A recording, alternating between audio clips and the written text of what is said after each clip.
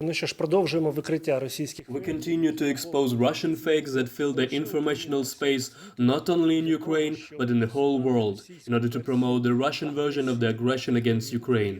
This time in the media space, one of the TV channels, NTV, which was once the flagship of independent journalism in Russia and now has become just a mouthpiece of propaganda. They published in a photo with the message that the Ukrainian drone TY-141 Strich was allegedly shot down over the Crimea. The drone was discovered by the Russian military, but when this photo were published, anyone who understands the Ukrainian realities would understand that this is fake, because this drone have a red star on it, and in Ukraine 7 years ago there was a rejection of Soviet heraldry and symbols on anything related to the armed forces of Ukraine. Another fake thrown through Russian propaganda state resources was the information about the alleged death of a volunteer from Brazil who came to defend Ukraine, and it happened not even on the front line but in the rear due to the ethnic clashes with the Ukrainian Special Forces soldiers. This is all a lie. We have an official statement that no such facts have been recorded, nothing of the sort has taken place.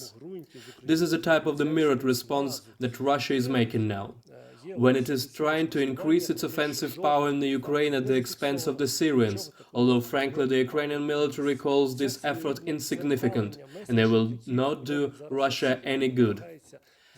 Another fake that is also being spread by Russia's state propaganda media. It alleges that the Lomonosov International School was attacked in Berlin as a result of the war between Ukraine and Russia, and that local police in Germany does not rule out links to their Ukrainian events. This is what Russian propaganda alleges. But what really happened? In fact, at 3 a.m., a bottle of incendiary mixture was thrown into the gym of this school. But in Germany, no politician, no policeman, no journalist from respectable publications has reported any connection with these events with Ukrainians. It is simply an attempt by the Russians, through such provocations, to create the necessary atmosphere to invoke empathy and sympathy for the Russians in Germany. An understandable propaganda step. On the one hand, they are trying to destroy Ukraine. On the other hand, they are trying to reach out to Europeans so that they are not so active in their sanctions policy. We must be aware of all this and expose these fakes. And of course, the information that Ukraine has been developing either biological or chemical weapons does not leave propaganda media. Everyone has already spoken on this topic. Recently, on the eve of this, even Lukashenko made a statement on the topic. He said that we did not start this war. By the way, he said the word war, that is forbidden by Russian propaganda. Then he said it is good that his war was started.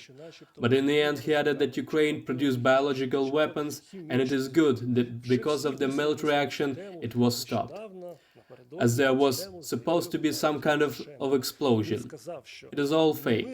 This narrative, this fake, is unfortunately being circulated very widely. This fake has been refuted not only by Ukraine, not only by international community, but even by the Russians themselves. There is a statement from graduates of the Faculty of Biology of Moscow State University. They said bluntly, quote, "In this case, the evidence offered by the media is obviously false. They could not be used to support either the presence of biological weapons, nor the use of particularly dangerous pathogens in laboratories. The wild idea of the existence of a special DNA of the Slavs, against whom special biological weapons were supposed to be used, that is being spread by the Russian media, is ridiculous for anyone familiar with a school biology course. Such statements go back to the theories of the German National Socialists, with their cult of the Aryan higher race. Friends, I would like to remind you that this supposedly special type of biological weapons, which should be aimed at a certain ethnic groups, was stated not just by anyone, but by an official of the Russian Federation, Minister of Foreign Affairs, Serhiy Lavrov. What do Russian scholars write next in their refutation of this statement? We demand to stop the false, absolutely unfounded and hatred-provoking statements about allegedly found evidence of the development of biological weapons in Ukrainian laboratories. We demand to publish the refutation of false information immediately. We thank Russian biologists for not being afraid to tell the truth, and for their digestible explanation in the ocean of lies that has flooded the informational space both that of the aggressor state and efforts to pour their lies into the international media space. We Ukrainians remain steadfast, remain critical, remain calm. Trust the Ukrainian army, the Ukrainian president, and the highest military leadership. Everything will be fine. Glory to Ukraine.